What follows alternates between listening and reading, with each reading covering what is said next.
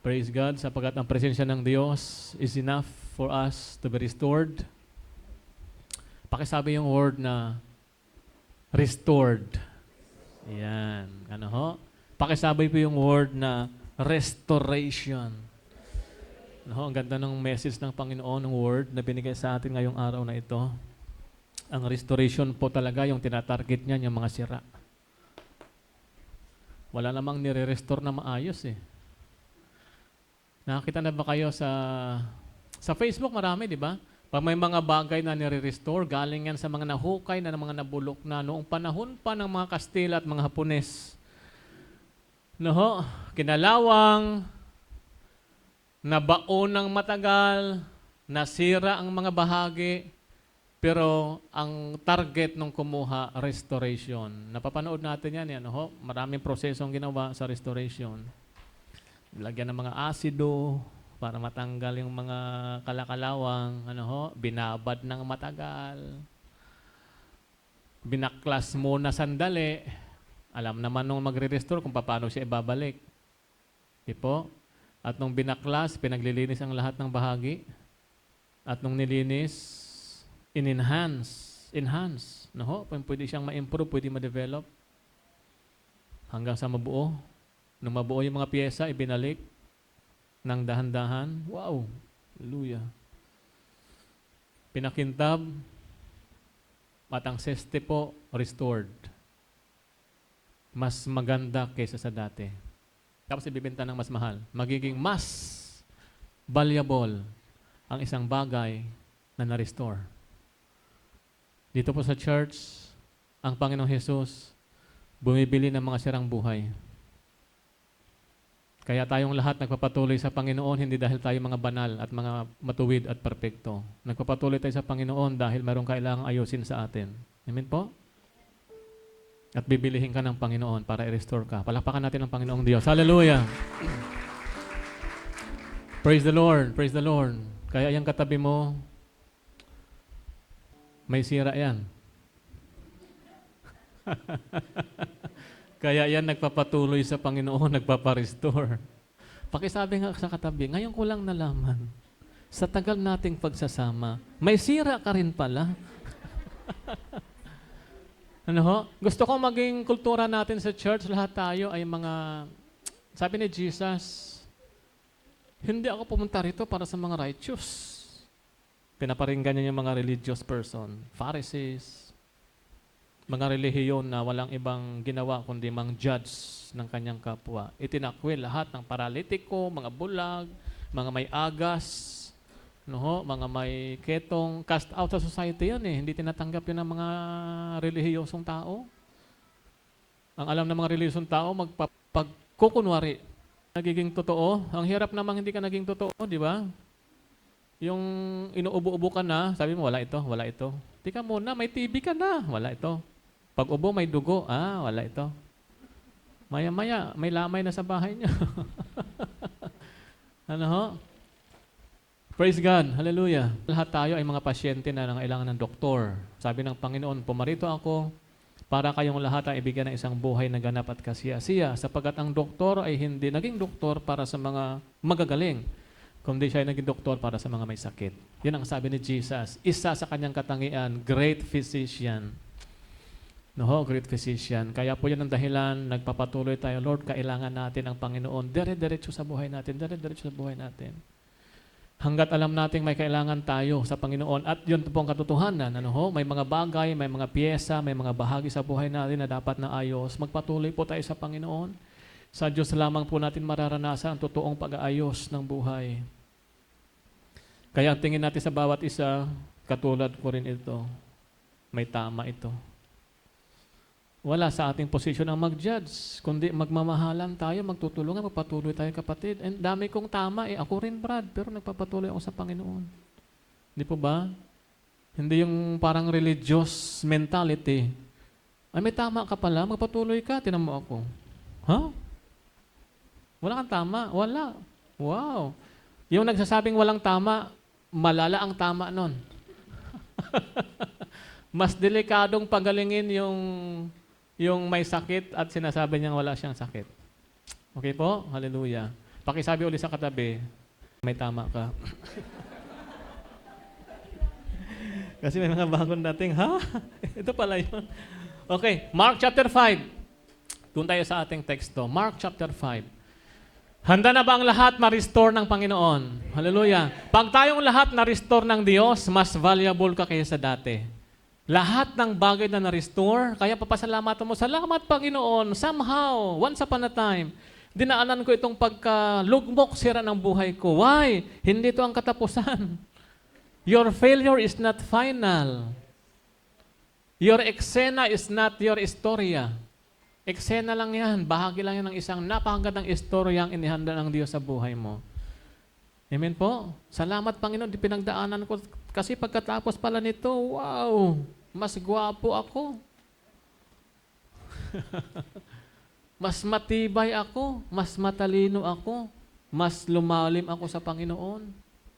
Mas namahal ko ang Diyos. Mas nakita ko ang mas mahalagang bagay sa mundo. Hindi mo yun mararanasan kapag walang krisis na dumating sa buhay mo. Naalala nyo yung sabay-sabay tayong dinaanan ng krisis? Ang krisis po ay dumaraan sa buhay ng tao para mas makita mo kung ano ang mas mahalaga sa buhay. Di ba nung krisis, doon natin nakita, mahalaga pala ang pamilya. O spend ka ng time sa pamilya mo. Wala ka namang choice din. Lockdown sa labas. Mahalaga palang kalusugan. Nakita natin yung mga mahalaga, naglitawan pag may krisis. Mahalaga palang sumunod sa gobyerno. Nung araw kasi mga pasaway tayo eh. Mahalaga palang may ipon. Di ba nung krisis? Marami tayong na-realize eh, na mas mahalaga. Mahalaga palang sumunod sa barangay. Kasi wala palang ayuda pag napagtripan ka ni Kapitan. Yan, sa krisis maglilitawan. Kaya minsan, idinadaan tayo ng Panginoon sa mga krisis para lang mas makita natin, ano ba ang mas mahalaga sa buhay mo? Yung mga bagay na nawala sa'yo o yung mga bagay na natira sa'yo? Pananampalataya, Diyos, pamilya, buhay.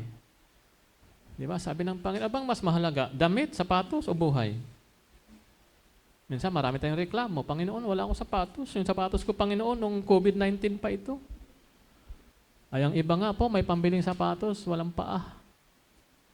Hindi po ba? Salamat, Panginoon, kahit wala akong sapatos, may paa pa rin ako. Yung mga bagay na mayroon ka, mas maganda pong nahasanay tayong ipagpasalamat sa Panginoon. Huwag po nating hanapin yung mga bagay na wala ka pa. Naku, mamumuhay tayo sa frustration, sa disappointments. Ano ho? Pasalamatan natin yung bagay. Nawala sa akin ito pero salamat Panginoon, meron akong ganito. Hindi ka iiwanan ng Diyos na empty. Kung may mga inalis sa'yo ang Panginoon, titiyakin niyang mas makikita mo lang kung ano mas mahalaga. Amen po? Walang panghihinayang sa mga nawala. Kung may nawala man, sabi ng Panginoon, I will restore to you yung years na nawala sa'yo na kinain ng maraming bagay. Di ba? Napakabuti. Palapakan nga natin sandali pa ang Panginoon. Thank you, Lord! Hallelujah! Minsan yung mga bagay na nawala sa atin sa past few years po ng ating buhay, in the past, minsan kagagawa ng mga sitwasyon, wala tayong control.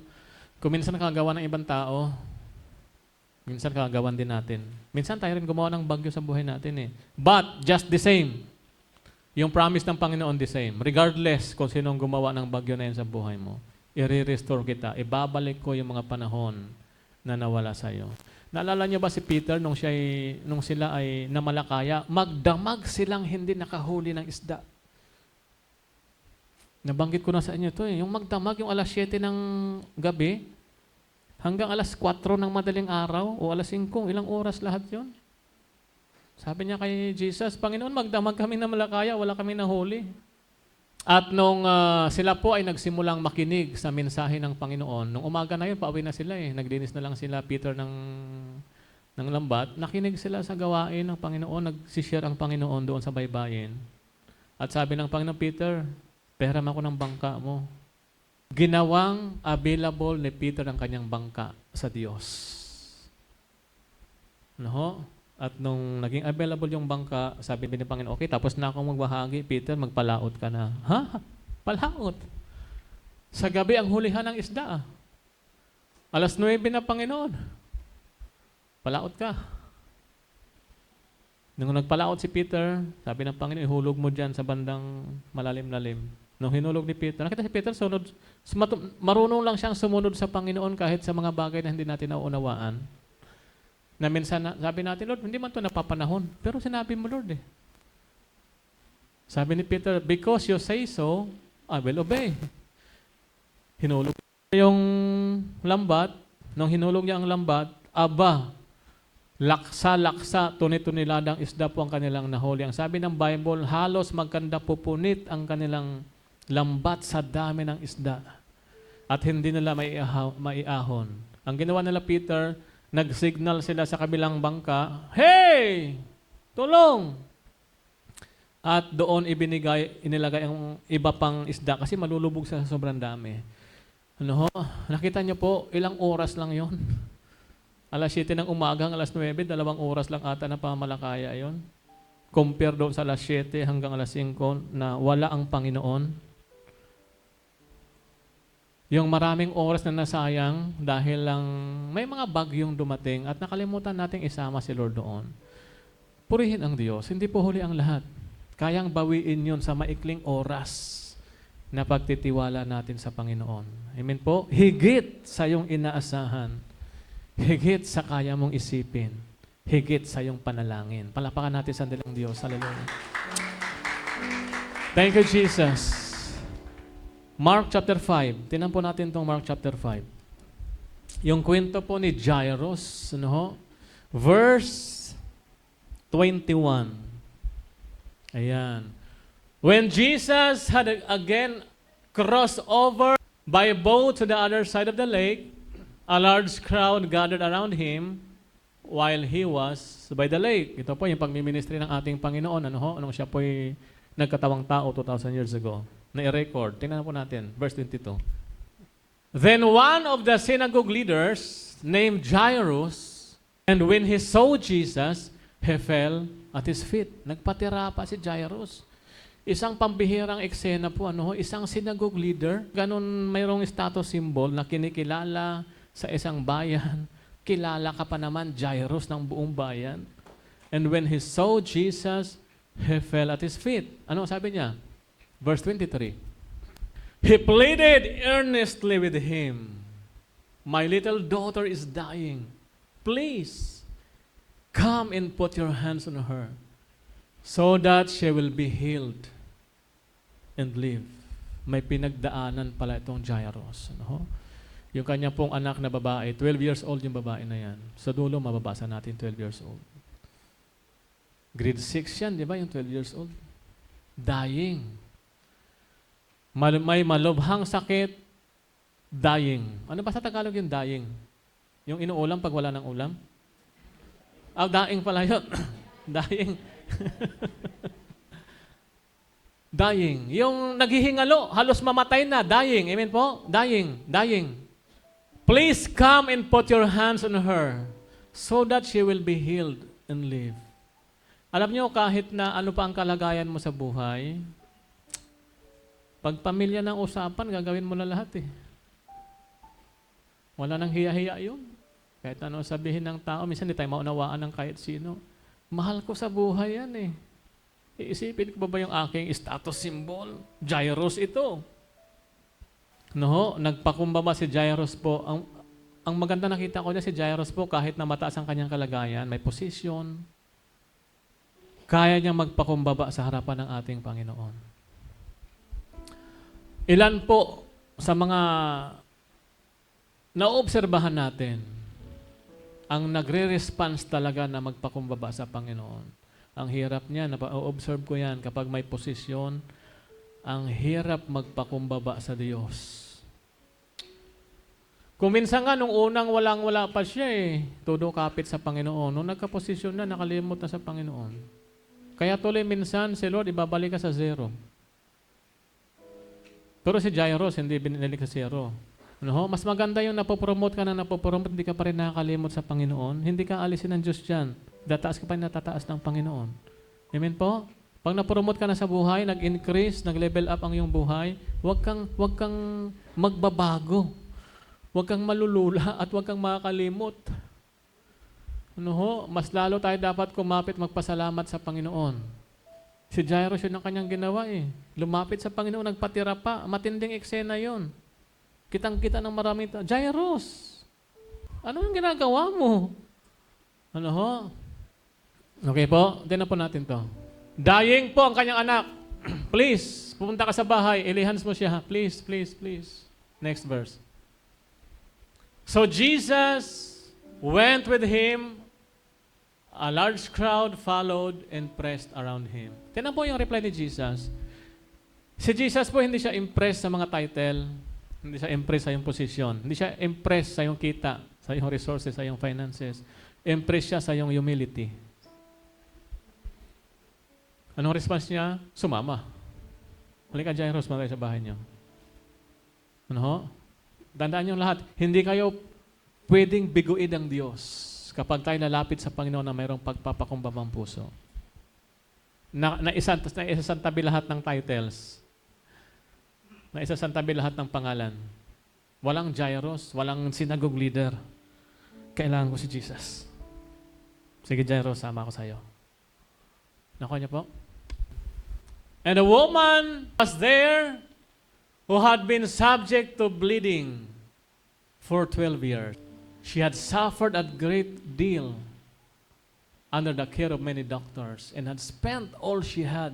Yet, instead of getting better, she grew worse. Nung papunta na po si Jesus doon sa bahay ni Jairus, biglang may umeksena naman na babaeng 12 years din siyang dinudugo. Ano ho? Ang hirap nun, ano ho? She had suffered a great deal under the care of many doctors. Ano kaya ang feeling ni Jairus nung time na yan? Na-imagine nyo ba? Si Jairus, lika Jesus, sama ka. May 12 years na dinugong babae. Nagkaroon siya ng interruption. Siguro inisip ni Jairus, mukhang madedelay ata ang punta namin sa bahay. Hingalo na nga eh. Pag naghihingalo po, importante na yung bawat minuto, di po ba? Sabi nga ng ating kasabi, aanhin pa ang damo. Kung patay na ang kabayo, ano ho? Aanhin mo pa kung wala na. Kung minsan po, may parang delayed sa buhay natin. Nararanasan nyo yun? Na-observe nyo? May parang interruption. Lord, parang ang tagal-tagal mo namang mag-response, Panginoon. Naniniwala ka ba dyan sa delayed na yan? Mas nais lang ng Panginoong i-activate, i-elevate ang ating pananampalataya. At walang delayed sa Panginoon. God is a God of time. And He makes all things beautiful in His time. Walang late sa Lord. God is always on time. Kalapakan natin sandali ang Panginoong Diyos. Hallelujah. Walang delayed. Nagmamadali ka lang kasi. Kaya akala mo delayed si Lord. Nagmamadali tayo minsan kasi pagod na rin. Parang hindi na natin kaya. Lord, parang mamamatay na ako ah. Hindi ko na kaya to. Sabi ni Lord, parang lang. Sabi ng Bible, and the boat is about to sink. Ang bangka ay halos malubog. About to sink. Hindi. And the boat is sinking. Hindi pa lumulubog yung bangkang sinasakyan ni Peter. Pag sabi ni Peter, Lord, malulunod kami. Minsan, OA lang tayo. Hindi pa nga lumulubog. Lunod agad. Pwede bang lubog muna bago lunod? Ano ho? Minsan, wag lang tayong OA. God is a God of timing. Tiwala lang tayo sa Panginoon. Tiwala tayo sa Panginoon. Hallelujah. Parang delayed, no? Parang delayed. Papunta na kami doon sa bahay. May babae ritong dinugo ng 12 years na nag-interrupt sa aming daanan. 12 years siyang nag-suffer. 12 years old yung bata. Ang Diyos po, mayroon siyang mga appointed time sa buhay natin. Amen po. Alam ng Diyos yung mga nangyayari sa buhay natin. Hallelujah. Napakabuti ng Diyos. Yung long period of time, kita ng Diyos. Uunahin ka ng Panginoon. Amen po. Lord, di ko na kaya. Uunahin ka na ng Diyos. Palapakan natin sandali ang Panginoon. Uunahin ka ng Diyos. She had suffered a great deal under the care of many doctors. and had spent all she had. Yet, instead of getting better, she grew worse. Pinuntahan niya ng maraming doktor. A great deal under the care of many. Under the care, yung nasa ilalim kita ng aking care, yung doktor na pinuntahan niya nasa ilalim ng kanyang care. Minsan sa ating suffering, saan ka pumunta? Saang clinic? Saan ka pumunta? Nung may problema ka. Bakit hindi sa clinic ni Jesus? Ibang doktor ang napuntahan natin, bibigyan ka lang ng gamot. Yung gamot na yun, temporary, pero mas maraming side effect. Isa pang doktor. Gamot, may side effect. Instead of getting better, lalo kang nagwo-worse. Lalo kang lumalala. Ano ho, sino po sa atin nakaranas? May problema kung saan-saan ka pumunta. Nakaranas ka man ng, naiis naman siya pansamantala. At the end of the day, kita mo, lalo kang lumala. Maling doktor lang mga napuntahan natin. Pero salamat sa Panginoon sa mensaheng ito. Nakapasok tayong lahat sa clinic ng great physician. Our Jesus, hallelujah! Our Jehovah Rapha! Na kayang magpagaling, na ang kanyang porte mag-ayos, magpagaling, mag-restore. Porte ng Diyos yan, yung mga buhay na sira, yung mga buhay na hungkag, yung mga buhay na unhealthy, yung mga buhay na broken. Porte, wow! Gustong-gusto ng Panginoon. Sabi ni Mark, suffered a great deal under the care of many doctors and had spent all she had. Gumastos na lang lahat-lahat. Ginawa na ang lahat ng effort. Ubus! Walang natira, pati karandol. Sabi ng mga bata, di ba? Ubus, naitaya na natin lahat. Pangalan, finances, etc. Lahat ubus. Pero lalong lumala. Bakit? Mali lang tayo nang napasok eh. Mali lang tayo ng solusyong naisip. Ano? Pero may panahon pa rin naman kasi nag-meet sila ni Jesus that time. Okay po? At ibabalik ng Panginoon yung matagal na nawala sa iyo. In a short period of time. Isa pa pong malakas na palakpak sa Diyos. Hallelujah. Exciting!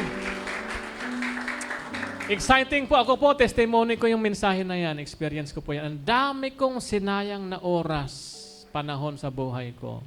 Pero nung magsimula po ako magtiwala sa Diyos, nakakumpak lahat eh. Na-overtikan ko yung mga mabait noon pa. Nung loko ako, sila mabait na. Na-abortikan ko pa sila. Ngayon, mabait pa rin sila. No? Mabait na rin ako. Pero ibang klase yung ginagawa ng Panginoon.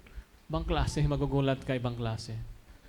Ang isa na sabi kong overtake, ha, yung mga nagkaroon ako na wala sila, yun lang ibig sabihin ko ng overtake. Pero patuloy pa rin akong binabago ng Panginoon at marami pa rin kulang sa akin. At lagi tayong ilalagay ng Panginoon sa ganong kalagayan, may kulang ka lang.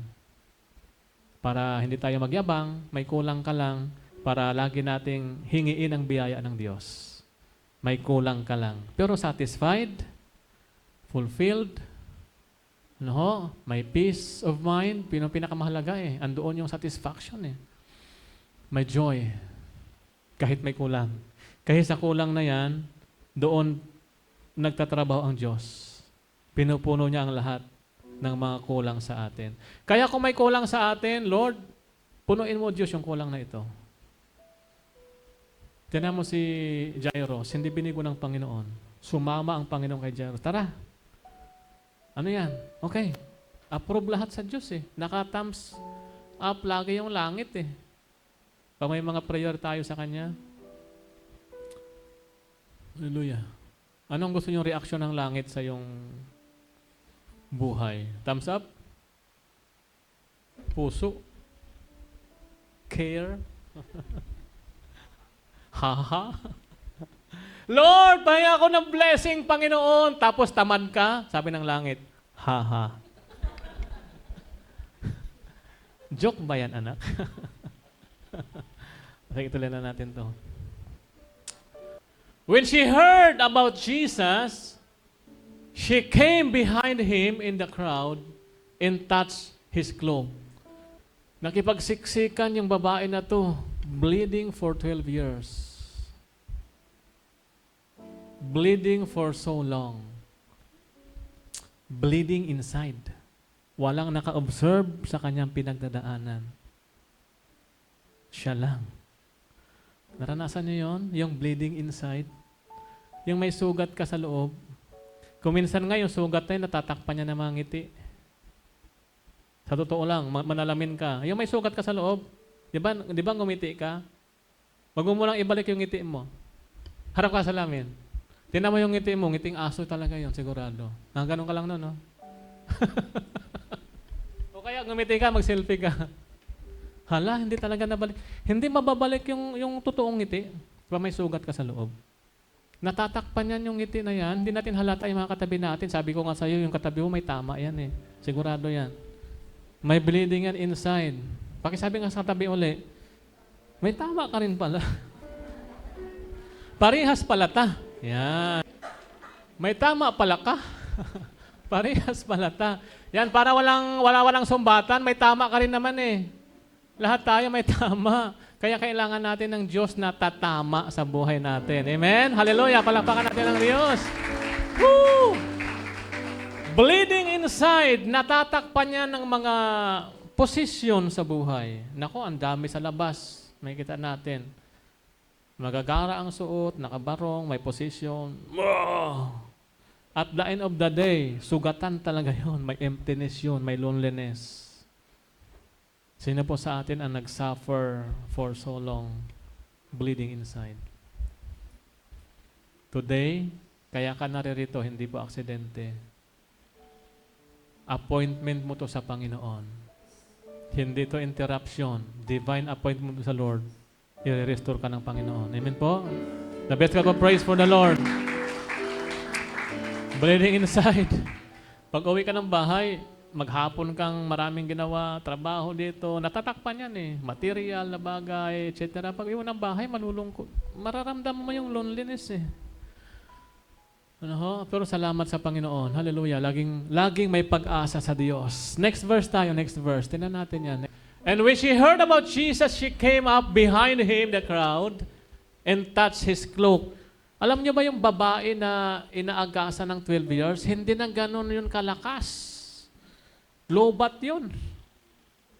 Walang katapusan yung agas mo for 12 years. Babaeng tao pa yon. At ang babaeng may agas kasi yung tawag doon sa Bible, Yung babaeng may agas, cast out yan sa society, nilalayuan ng tao yan. Ayon sa tradisyon at sa kautusan. Especially nagpo-promote ng kautusan, yung mga Pharisees, mga religious person. Kaya masakit ang tainga ni Jesus sa relihiyon. Ang gusto ng Panginoon, relasyon sa Kanya. Nakalimutan ng tao yung relasyon sa kanyang kapwa at ang tamang relasyon sa Diyos. Mahina yan. At siya po ay nakipagsiksikan sa crowd. Alam mo ba yung, imagine nyo ba yan? Huwag ka dito, dumi mo. Siksikan siya.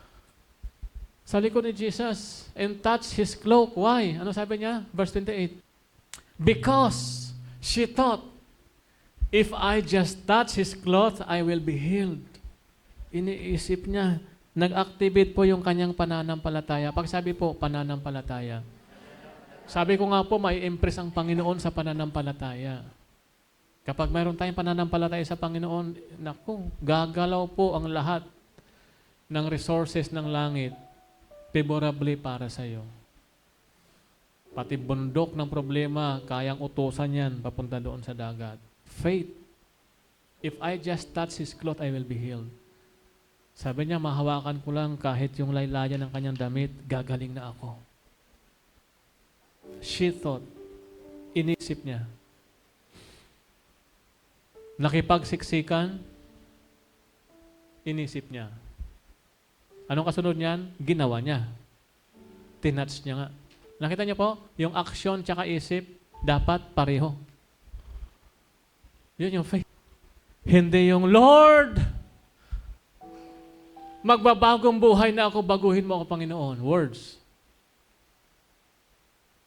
Tanong, yung action mo, kumusta? Yung action mo ba papuntahin sa pagbabagong buhay? Yung iniisip mo ba connected pa rin doon sa pagbabagong buhay o words lang? Okay po? So yung ating prayer, yung words, yung thoughts, tsaka action dapat magkakampi yan. Hindi yan magkakasalungat. So yung principle dito, nakita ko natin, because you thought, if I just touch this cloth, I will be healed. Tingnan niyo po, next verse. Immediately, her bleeding stopped. Wow! Palakpakan natin sandali ang Diyos. Thank you, Jesus. Immediately! God is the God of immediately. Imagine 12 years without Jesus. With Jesus, immediately. Minuto lang ang pinag-usapan dyan. Wala pang gastos yun. Diba? She spent all she had. Ubos lahat. Ito walang gastos. Tunay lang na pananalig sa Diyos. And she felt in her body that she was freed from her suffering. Wow. Naramdaman niya po na siya ay malaya na sa kanyang suffering. Ito po yung aking panalangin ngayong araw, Lord. Ito yung binigyan mo na message. I believe, Lord God, may gagawin ka sa buhay ng bawat isa. Lahat po ng mayroon kami, O Diyos, mapalaya mo ngayong araw na ito. Amen po? Hallelujah. Next verse po, 29:30. At once Jesus realized that power had gone out from him, he turned around in the crowd and asked, "Who touched my clothes?" Nararamdaman ni Jesus, sabi ko nga po sa'yo, may impress ang Panginoon eh. Kapag po yung ating lapit sa Kanya, ay lapit ng may pananampalataya. Who touched my clothes? Sinong humipo sa aking laylayan? Sa dami ng crowd, ha? Meron siyang naramdamang may power na lumabas sa kanya. Sabi ko nga po, yung lahat ng resources ng kalangitan, yung kapangyarihan ng Diyos, na i-release kapag tayo lumapit ng may pananampalataya. Nararamdaman ng Panginoon, merong humipo sa kanya. Next verse, 31. You see the people crowding against you, his disciples answered. And yet, you can ask, who touched me? Daming tao, Panginoon, na nagsisiksikan. At tinatanong mo pa kung sinong humipo sa iyo. Oh, next verse. Then the woman, knowing what had happened to her, came and fell at his feet and trembling with fear, told him the whole truth. Panginoon, ako talaga yung humipo sa iyo, Panginoon. Ganda rin yung lalapit tayo sa Panginoon ng mayroong katotohanan sa ating paglapit sa Diyos. Okay po? Next verse, 34. He said to her, "Daughter, your faith has healed you. Go in peace and be freed from your suffering." Hindi na woman ang binanggit, daughter. No? Anak din ni Abraham eh, may pananampalataya. Daughter. Ibabalik ka ng Panginoon sa dati mong kalagayan sa Diyos. Hindi ka lang woman, daughter, anak. You belong to me. I belong to you. Meron tayong relasyon, anak. Entitled ka talaga sa healing. Amen po? Entitled ka talaga sa restoration. Daughter. When they came to the home of the synagogue leader, Jesus saw a commotion with people crying and wailing. Ang confirmation niya, napatay na nga yung bata that time. Next verse. And said to them, "Why all this commotion and wailing? Bakit kayo nag-iiyakan? Ano yan? That child is not dead, but asleep." Oh, ano sabi ng mga tao? But they laugh at him. Pinagtawanan si Jesus. Siguro naman alam nating lahat yung patay tsaka buhay. Pero si Jesus po hindi siya nakatingin sa natural. Nakatingin siya sa supernatural. Amen po? Totoo namang naghingalo na rin talaga ang kalagayan mo. Pero sabi ng Bible, the just shall live by faith, not by sight. By sight yan eh. Kaya nga nag-iyakan. Kaya nga pinagtawanan si Jesus. Tulog. Patay na nga. Tulog. Kung parang patay na po yung ating kalagayan, sa tingin mo lang yan.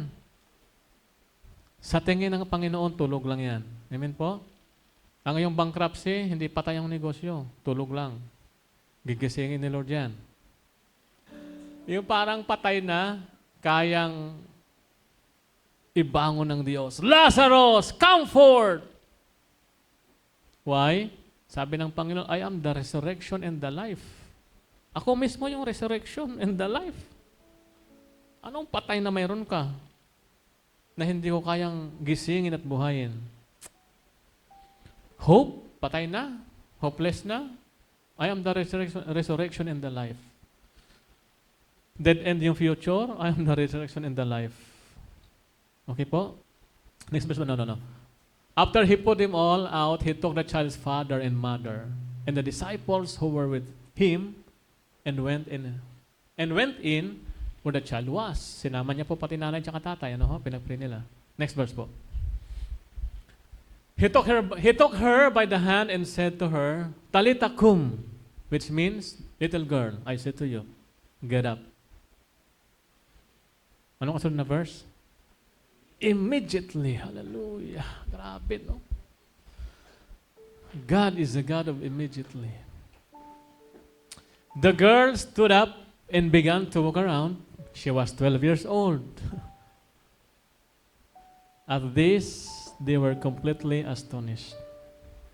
Tumayo po tayong sa oras na ito. Hallelujah. Thank you, Jesus. Praise God, praise God. This time po, lapit tayo sa Panginoon. Ang number one pong step na kailangan natin, admit that you are broken and need of help. Yun ang ginawa ng babae. Alam ko may agas ako. Alam ko yun. Lord Jesus, mamatay yung anak ko. Admit, please. Ang hirap pagalingin yung hindi nag-a-admit. Kaya nga mayroong word na admit sa ospital, di ba? Naka-admit sa ospital. Kinilala nilang may sakit sila. Admit. Kaya naka-confine. Magpa-confine tayo sa Panginoon. Siya yung ating great physician. Admit. Mahirap pagalingin yung nagagaling-galingan. Minsan nga pa may sakit tayo, may nararamdaman. Magpa-check up ka na. Ayaw ka magpa-check up. Takot tayong malaman yung ating sakit. Para bang pag hindi ka nagpa-check up, wala ka ng sakit. May sakit ka pa rin. Andoon din yun. Mas magandang nag-admit ka lang. Pina-check mo, Lord, ito po ang aking kalagayan, Panginoon. What is your bleeding issue today? Yan po yung tanong sa atin ng Panginoon. What is your dying situation? Admit. Number 2, look for a solution. Huwag yung binaliwala mo lang. Yung kalagayan. Maghanap ka ng solusyon. Sabi ko nga po, kung may pinagdadaanan ka dyan, daanan mo lang. Huwag mong tambayan. Huwag mong babaran. Look for a solution. May solusyon eh.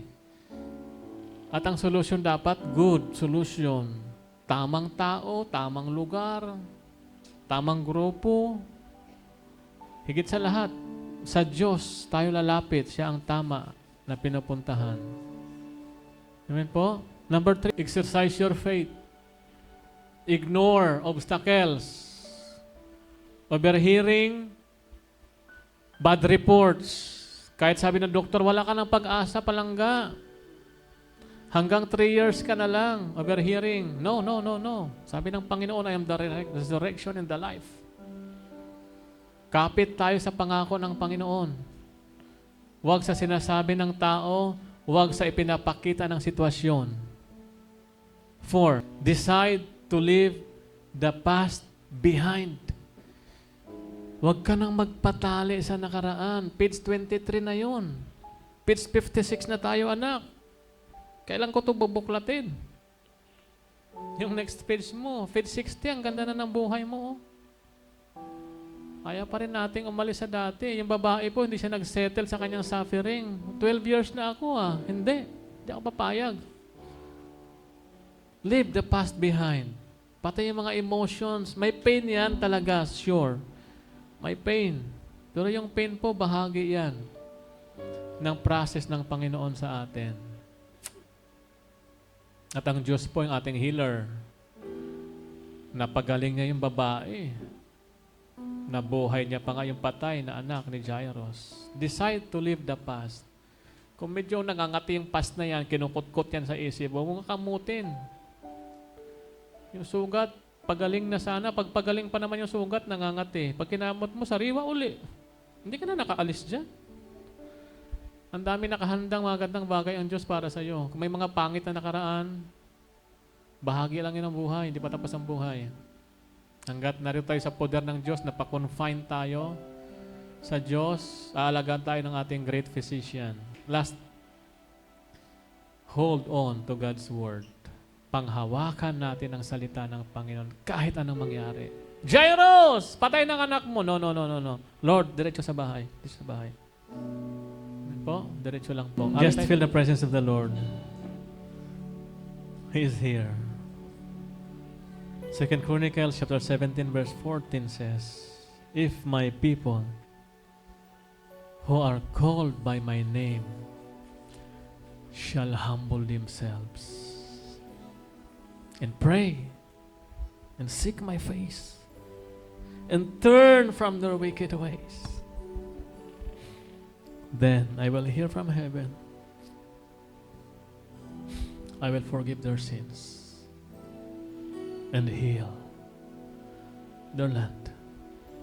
Just humble yourself before the Lord. Pour out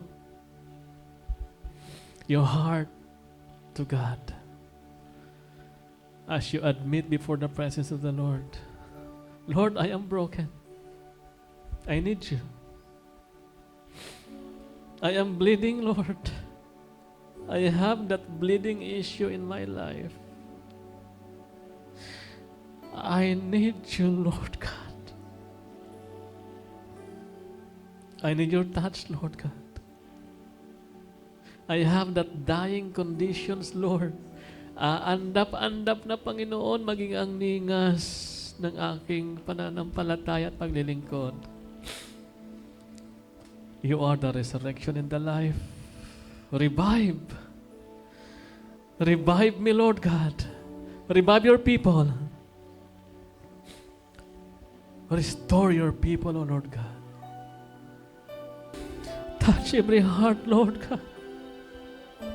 Oh, yes, Jesus. Lahat, Panginoon, na may bleeding issues, Lord God. May mga sugat sa loob. Mga pagod, Panginoon, sa pagbitbit ng suffering na yan for so long. This time, Father, encounter your people. Touch them, Lord God. Embrace. We want to feel the warmth of your embrace, Lord. Your touch and embrace is enough to restore your people. Wala kang lalagpasan ngayong umaga, O Diyos. Lahat na may dying conditions. Oh, yes, Jesus. Wala kang lalagpasan, Panginoon. Embrace your daughter. Embrace your son. Embrace your people, O Lord Jesus.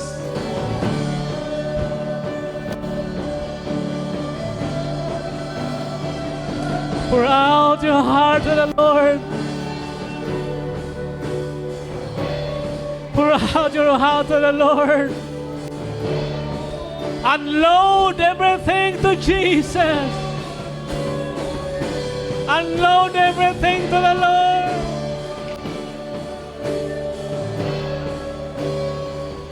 First Peter chapter 5 verse 10 says, hold on to these promises of God. And the God of all grace, who called you to His eternal glory in Christ, after you have suffered a little while. Anak, temporary yan. Momentary ang pinagdadaanan mo. Hindi yan ang ending ng iyong kwento. After you have suffered a little while, will Himself restore you and make you strong, firm, and steadfast. And you will never be the same again. Hallelujah! Palakpakan natin ang Diyos. Hallelujah. Isa kang bagong version. Because God is changing you from glory to glory. Bagong version ng success. Hallelujah. Bagong version of your spirituality. He will make you strong, firm. Hallelujah. And nothing will separate you from the love of God. And you will never be the same again. You will never be the same again. Take note of that. Palapakan natin ang Diyos. No more in condemnation. Isa kang bagong version ngayon. Most and more valuable than before. Lahat ng na-restore nagiging mas valuable. Mas mahal. Mas may halaga. Mas may kwenta. Patuloy tayo sa paglakad kasama natin ang ating Panginoon. God bless you all. Palakpakan po natin minsan pa ang Panginoon.